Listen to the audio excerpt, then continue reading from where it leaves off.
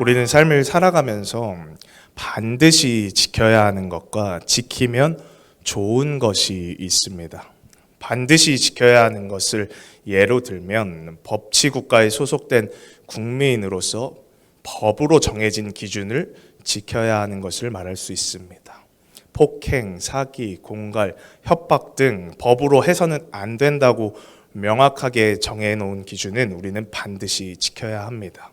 또한 이렇게 법으로 정해져 있지는 않더라도 한 인간으로서 도덕적으로 반드시 지켜야 하는 것이 있는데요. 그중 가장 대표적인 것이 부모님에 대한 공경일 것입니다. 이렇듯 법적으로 또는 도덕적으로 반드시 지켜야 하는 기준들이 있는 반면 위에 말씀드렸던 반드시 지켜야 하는 것들은 아니지만 지키면 좋은 것들이 있습니다. 예의, 배려, 희생, 존중, 친절 등이 그런 것들인데요. 흔히 이렇게 반드시 지켜야 되는 것은 아니지만 지키면 좋은 행동을 일컬어서 미덕이라고 표현을 합니다. 이런 미덕 중 아마 가장 많이 논의가 되는 것은 아마 겸손일 것입니다. 특별히 우리나라와 같이 자신을 있는 그대로 보여주기보다는 자신을 낮추어서 표현하는 것을 좋게 보는 나라의 경우 이러한 겸손이 더 부각이 되죠. 오늘은 이러한 겸손에 대하여 말씀을 나누고자 합니다. 특별히 이 겸손이 우리 그리스도인들에게 있어서는 반드시 지켜야 하는 것임을 이야기하려고 합니다. 즉 오늘 말씀을 통해 겸손은 그리스도인에게 있어서 지키면 좋은 미덕에 속하는 것이 아니라 반드시 지켜야 하는 필수적인 요소라는 것에 대해 말씀을 나누며 은혜를 받고자 합니다. 오늘 본문의 빌립보서 2장 1에서 11절은 앞서 언급한 겸손에 대하여서 깊이 다루고 있는 본문입니다. 그런데 이 본문을 보다 쉽고 또 그 뜻을 깊이 알기 위해서는 이 읽는 순서를 조정하는 것이 더 좋은데요. 즉 1절보다 5절을 먼저 읽는 것이 더 직관적으로 이해하기 좋다는 것입니다. 그렇기에 5절에서 8절의 말씀을 다시 한번 읽어보도록 하겠습니다. 5절 말씀부터 읽겠습니다. 너희 안에 이 마음을 품으라. 곧 그리스도 예수의 마음이니 그는 근본 하나님의 본체시나 하나님과 동등됨을 취할 것으로 여기지 아니하시고 오히려 자기를 비워 종의 형체를 가지사 사람들과 같이 되셨고 사람의 모양으로 나타나사 자기를 낮추시고 죽기까지 복종하셨으니 곧 십자가에 죽으심이라. 5절에서 8절까지의 내용은 그리스도 예수의 겸손에 대하여서 아주 구체적으로 설명하고 있습니다. 5절에서 먼저 너희는 이 마음, 즉 그리스도 예수의 마음을 품으라 라고 말하고 있습니다. 그리고 나서 그 마음이 어떠한 마음인지를 이어서 설명해 주고 있습니다. 우리가 잘 아는 대로 예수님께서는 하나님, 성령님과 함께 삼위일체로서 하나님의 아들인 동시에 또 하나님 그분 자체이시기도 합니다. 그런데 그 예수님께서 하나님과 동등됨을 당연하게 여기지 아니하시고 자기를 비워 종의 모습을 취하여 사람과 같이 되었다고 말씀하고 계십니다. 즉 가장 높은 자리에서 가장 낮은 자리로 오셨다는 겁니다. 창조주께서 직접 피조물의 모습으로 이 땅에 오셨다는 것이니 얼마나 낮은 자리로 내려온 것입니까? 그런데 더 놀라운 것은 이렇게 낮은 자리로 오신 것만으로 끝이 아니라 이 땅에서 십자가에 달려 죽기까지 복종하셨다는 겁니다. 이는 우리가 다시 한번 마음속 깊이 새겨야 하는 굉장히 중요한 부분입니다. 예수님께서 이 땅에 인간의 몸을 입고 오신 것만으로도 사실 말도 안 되게 자신을 낮추신 것입니다. 사실 그것만으로도 겸손의 끝을 보여주신 거라고 말할 수 있습니다. 그런데 예수님께서는 거기서 그치지 않으시고 겸손의 끝에 한계를 넘는 겸손을 보여주셨습니다. 그것은 바로 하나님과 동등하신 예수님께서 이 땅에서 십자가에 달려 돌아가신 것입니다. 누구의 손에 특별히 돌아가셨습니까? 바로 하찮은 자신이 만드신 피조물인 인간의 손에 못 박혀 돌아가셨다는 것입니다. 우리는 이 사실이 얼마나 말도 안 되는 겸손의 모습인지를 마음속 깊이 새겨야 합니다. 이것이 매우 중요한 것이기에 바울 역시도 강조하여 말하고 있는 것입니다. 너희가 품어야 하는 마음이 바로 이 예수 그리스도의 마음이다라고 말하는 것입니다. 즉 너희가 품어야 하는 그 예수님의 마음이 곧 겸손 그 자체라고 말해주고 있는 것입니다. 우리는 보통 예수님의 겸손에 대하여서 이야기할 때 말하는 구절이 있습니다. 보통 요한복음 13장 4에서 5절을 얘기하는데요. 이 말씀 같이 읽어보도록 하겠습니다. 요한복음 13장 4절입니다. 저녁 잡수시던 자리에서 일어나 겉옷을 벗고 수건을 가져다가 허리에 두르시고 이에 대야에 물을 떠서 제자들의 발을 씻으시고 그 두르신 수건으로 닦기를 시작하여 제자들의 발을 손수 닦아주신 예수님의 모습을 통해 우리는 겸손에 대한 말씀을 많이 들었습니다. 물론 이 역시도 엄청나게 겸손에 대한 이야기를 담은 좋은 말씀 구절입니다. 그러나 이 사건과는 본질적으로 비교도 할 수 없는 압도적인 겸손 자체의 사건이 바로 십자가의 사건이라는 것입니다. 이 십자가 사건이 본질적으로 우리 마음에 받아들여질 때 우리가 예수님의 마음을 품어 겸손할 수 있다는 것입니다. 저는 목회자로서 제가 가르치는 아이들을 양육할 때 늘 이 본질적인 마음에 대하여서 가장 중점을 두고 가르칩니다. 도대체 왜 너희가 겸손해야 하느냐? 도대체 왜 너희가 이 세상 속에서 빛과 소금의 역할을 감당해야 하느냐? 도대체 왜 너희가 조금 손해를 보더라도 늘 낮은 자세로 감사하면서 살아가야 하느냐? 이러한 모든 질문의 대답의 귀결은 결국 예수 그리스도와 그의 십자가 사건이 되어야 한다고 늘 힘주어서 가르칩니다. 가장 높은 곳에서 가장 낮은 자리로 오셔서 죽기까지 순종하신 그 예수님의 마음이 우리 마음속에 본질적으로 똑같이 새겨질 때 우리가 세상과는 다른 진정한 겸손의 삶을 살 수 있다고 가르치고 있습니다. 이렇게 겸손은 곧 예수님의 마음이다라는 본질적인 명제에 대해 확실하게 짚고 나서 다시 1절로 돌아가서 말씀을 보도록 하겠습니다. 특별히 1, 2절은 새번역 버전으로 보도록 하겠습니다. 1, 2절 말씀 우리 다시 한번 보도록 하겠습니다. 시작. 그러므로 그리스도 안에서 여러분에게 어떠한 격려나 사랑의 어떠한 위로나 성령의 어떠한 교제나 어떠한 동정심과 자비가 있거든 여러분은 같은 생각을 품고 같은 사랑을 가지고 뜻을 합하고 한 마음이 되어서 나의 기쁨이 넘치게 해 주십시오. 여기서 가장 주목해야 하는 말은 그리스도 안에서라는 말입니다. 이 빌립보서 자체가 바울이 빌립보 교회에 보내는 편지로서 그들이 그리스도 안에서 바르게 성장하기를 바라는 마음으로 쓴 편지입니다. 그렇기 때문에 그리스도 안에서 격려와 사랑의 위로와 성령의 교제와 자비를 통해 같은 생각과 같은 사랑을 품어 한 마음이 되기를 간절히 바울은 소망하고 있는 것입니다.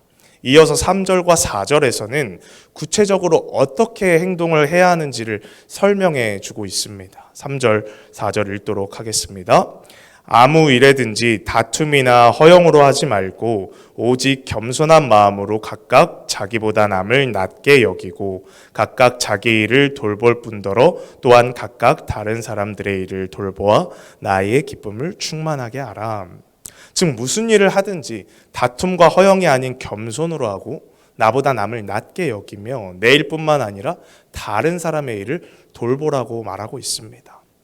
그리고 나서 너희가 이 모든 것을 할 수 있는 가장 본질적인 방법에 대해서 말해주고 있다는 것입니다. 그것이 바로 우리가 먼저 살폈던 5절에서 8절까지의 내용이라는 것입니다. 5절만 우리 다시 한번 읽어보도록 하겠습니다.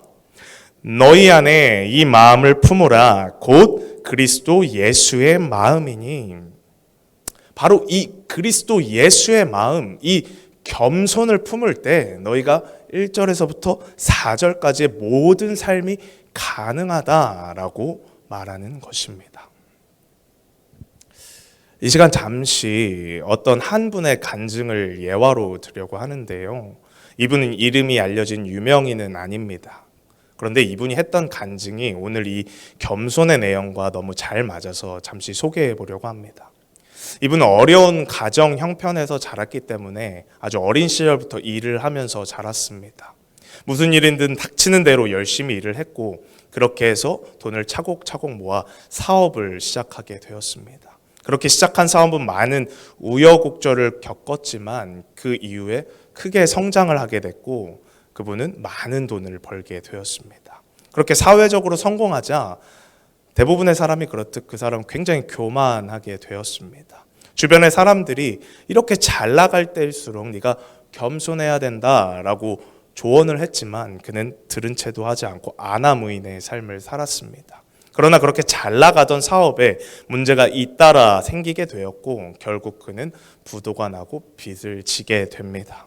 사장님 소리를 들으면서 목이 뻣뻣하게 살아왔던 그는 이제 다시 아무것도 없는, 아니 더 나아가서는 빚까지 짊어지게 된 사람이 되었습니다.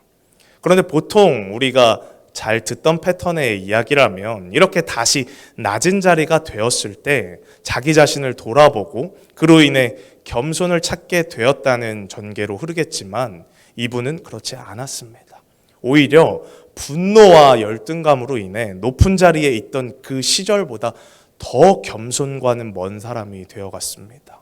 자신이 볼 때 누구든지 성공한 인생으로 보이면 어떻게 해서든 그 사람을 깎아내리고 온갖 이유를 만들어서 그 사람을 비난했다고 합니다. 이렇게 가장 높은 자리에서도 또 가장 낮은 자리에서도 겸손을 찾을 수 없었던 그에게 하나님께서 말씀을 통하여서 겸손을 찾게 만들어 주십니다. 사업이 망한 후에 부인에게 미안한 마음으로 한 가지 약속을 했다고 합니다. 매주일 반드시 교회에 나와 말씀을 듣겠다는 게 그 약속이었는데요. 그래서 매주일 교회에 나와 말씀을 들었는데 말씀을 들으러는 나와 있지만 앉아서도 계속해서 그런 생각을 했다고 합니다. 저 목회자를 보면서 저 사람도 저기까지 가는데 무슨 뭔가 비리를 썼을 거야. 잘못을 했을 거야. 앞에서 저렇게 말은 해도 분명히 뒤에서 다른 삶을 살 거야. 이렇게 자신의 상황에 따른 열등감으로 또다시 온갖 말도 안 되는 이유를 붙여가면서 상대를 비하하던 그에게 하나님께서는 그를 완전히 부수는 말씀을 듣게 하십니다. 그것이 바로 오늘 말씀의 본문인 빌립보서 2장 1에서 11절의 말씀이었습니다. 그는 이 말씀을 들으며 지금까지의 자신의 삶이 주마등처럼 지나갔다고 합니다. 가장 높은 자리에 있을 때도 또 가장 낮은 자리에 있을 때도 겸손하지 못했던 자신의 모습이 너무 부끄러워서 마치 옷을 발가벗은 것 같은 기분이 들었다고 말을 했습니다. 그렇게 그 말씀을 통해 예수 그리스도의 겸손을 깨달은 그는 그 이후 어떤 사람을 보더라도 그 사람을 깎아내리거나 비하하지 않고 늘 겸손함으로 사람을 사랑하는 그리스도인이 되었다고 합니다. 그러한 그가 마지막으로 이러한 당부 말씀을 전하면서 간증을 마쳤었는데요. 사람들은 오해를 하는 것 같습니다. 높은 자리에 앉아 있거나 뛰어난 능력이 있으면 그만큼 옆에서 지켜 세워주기 때문에 겸손하기가 어렵고 반대로 낮은 자리에 있거나 평범한 위치에 있으면 자신을 지켜 세워주는 사람도 거의 없고 자신보다 뛰어난 사람이 많기 때문에 겸손하기가 보다 쉬울 거라고 생각을 합니다. 그러나 전혀 그렇지 않습니다. 높은 자리에서도 낮은 자리에서도 있어 보았던 저는 오히려 낮은 자리에 있을 때 분노와 열등감으로 높은 자리에 있을 때보다 더욱 겸손하지를 못했었습니다. 진정한 겸손은 결코 나의 위치, 내가 높냐 낮냐에 따라 생기는 것이 아닙니다. 진정한 겸손은 바로 그리스도 예수의 마음을 품을 때 생길 수 있는 것입니다. 이분의 간증처럼 겸손은 우리가 예수님의 마음을 품을 때 가능한 것입니다. 그렇게 예수님의 마음, 즉 겸손을 통해서만 진정으로 나보다 남을 낮게 여기고 사랑의 위로를 할 수 있고 한 마음으로 성령의 교제를 할 수 있다는 것입니다. 그런데 이렇게 우리가 지금까지 살펴본 8절까지의 내용, 즉 가장 높으신 예수님께서 가장 낮은 자리로 오셔서 맞이하신 십자가의 죽음은 결코 세상 사람들이 볼 때는 그 내용이 좋아 보이지 않습니다. 아니, 오히려 가장 비참한 최후로 보입니다. 아니, 그렇게 한계를 뛰어넘는 겸손을 보이면 뭐해? 결국에는 죽음으로써 비참하게 끝이 났는데, 만약 정말 십자가의 죽음으로써 모든 것이 끝이 났다면 이렇게 반문하는 이들에게 우리는 대답할 거리를 찾지 못했을 것입니다. 이뿐 아니라 우리 역시 그분이 보여주신 이 겸손의 마음을 품고 그분을 따라 살아가는 삶의 이유를 찾지 못했을 겁니다. 그러나 예수님께서는 그렇게 십자가의 죽음으로써 모든 것을 끝내시지 않으셨습니다. 다시 살아나심으로 다시 지극히 높으신 곳으로 올라가셨습니다. 9절에서 11절 말씀이 그 말씀입니다. 함께 보도록 하겠습니다. 9절 말씀입니다. 이러므로 하나님이 그를 지극히 높여 모든 이름 위에 뛰어난 이름을 주사 하늘에 있는 자들과 땅에 있는 자들과 땅 아래에 있는 자들로 모든 무릎을 예수의 이름에 꿇게 하시고 모든 입으로 예수 그리스도를 주라 시인하여 하나님 아버지께 영광을 돌리게 하셨느니라. 아멘. 그 죽기까지 순종하신 겸손함을 통해 예수님께서는 모든 이름 위에 뛰어난 이름, 또 하늘과 땅 위, 땅 아래에 있는 모든 것들이 그의 이름 안에 무릎 꿇게 하셨습니다. 모두가 예수 그리스도를 구주로 고백하며 하나님 아버지께 영광을 돌리게 하셨다는 겁니다. 즉 예수님께서는 죽기까지 낮아지시는 한계를 뛰어넘는 겸손을 보여주신 이유는 최후 승리를 얻기 위함인 것이지 결코 죽음으로써 또 실패로서 끝마치기 위함이 아니었다는 것입니다. 그렇게 우리 그리스도인들은 예수님께서 보여주신 이 겸손의 마음을 품고 그분의 뜻을 따라 살아야 하는 분명한 이유가 있는 것입니다. 그러나 예수님의 마음을 품고 세상을 살아간다는 것은 매우 어려운 일입니다. 그렇게 산다면 굉장히 많은 손해를 보아야 합니다. 그렇게 예수님의 마음을 품고 살아간다면 굉장히 많은 인내를 해야 합니다. 굉장히 많은 고통이 따라오게 됩니다. 그럼에도 불구하고 우리는 그렇게 해야 합니다. 왜냐하면 그로 인해 우리 역시 예수 그리스도와 같이 반드시 최후 승리를 얻을 것이기 때문입니다. 그래서 저는 이 찬양을 참 많이 좋아합니다. 최후 승리를 얻기까지 주의 십자가 사랑하리. 빛나며 유관 받기까지 험한 십자가 붙들겠네.